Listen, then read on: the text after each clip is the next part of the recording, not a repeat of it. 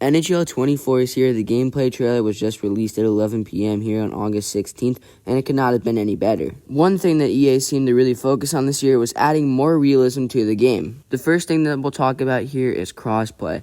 One thing to keep in mind is it's same generation, so while Xbox players can play with PS5 players, it still has to be on the same generation. So PS5 can't play with Xbox One, and Xbox Series X can't play with PS4. Moving on to the next segment, that is exhaust engine. So the goal here is to try to hem your opponents in the zone if you're on attack, and pepper the goalie with shots because it'll wear their team down, and therefore you can get more goals. You can see that circle in the middle. The more bars that it has, the more tired your opponents are getting, and same goes for defense. You want to try to get the puck out as soon as possible and not allow your opponent to attack you for as long as possible. The third thing that we'll touch on here is advanced hitting physics. You can now hit players into the bench, and you can also break glass with big hits. Real quick before we get into the next thing here, NHL 24 is really trying to replicate real life, and you can see that through the boards. Tiny details really matter to people, and you can see the NHL app was on there along with the clock, and I assume many other big details on the boards as well.